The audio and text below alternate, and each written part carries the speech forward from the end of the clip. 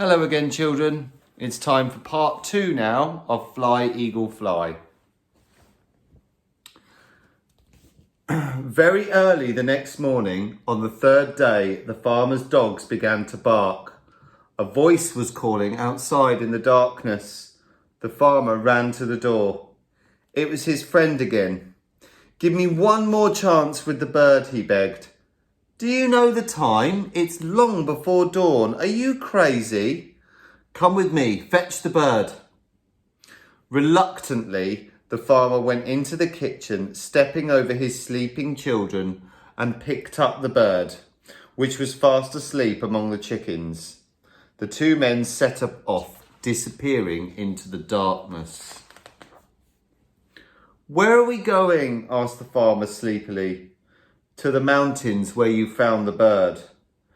"And why at this ridiculous time of night?" "So that our eagle may see the sun rise over the mountain and follow it into the sky where it belongs." They went into the valley and crossed the river, the friend leading the way.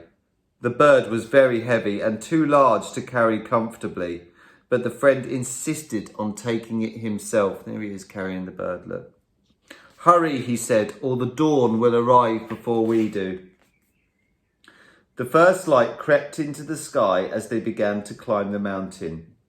Below them, they could see the river snaking like a long, thin ribbon through the golden grasslands, the forest and the veld, stretching down towards the sea. The wispy clouds in the sky were pink at first and then began to shimmer with a golden brilliance.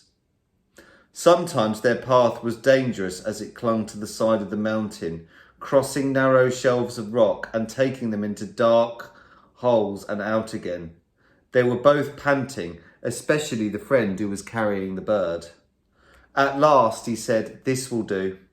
He looked down the cliff and saw the ground thousands of feet below. They were very near the top of the mountain. Carefully, the friend carried a bird onto a ledge. He set it down so that it looked towards the east and began talking to it. The farmer chuckled. "It only talks chickens talk." But the friend talked on, telling the bird about the sun, how it gives life to the world, how it rains in the heavens, giving light to each new day. "Look at the sun, eagle, and when it rises, rise with it. You belong to the sky, not to the earth." At that moment, the sun's first rays shot out over the mountain, and suddenly the world was ablaze with light. The golden sun rose majestically, dazzling them. The great bird stretched out its wings to greet the sun and feel the life-giving warmth on its feathers. The farmer said nothing. The friend said, "You belong to the earth, not to the sky. Fly, eagle, fly." He climbed back to the farmer. All was silent. Nothing moved.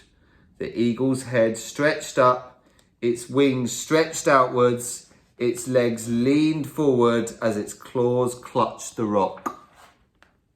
And then, without really moving, feeling the wind more powerful than any man or bird, the great eagle leaned forward and was swept upward, higher and higher, lost to sight in the brightness of the rising sun, never again to live among the chickens. I hope you enjoyed that story.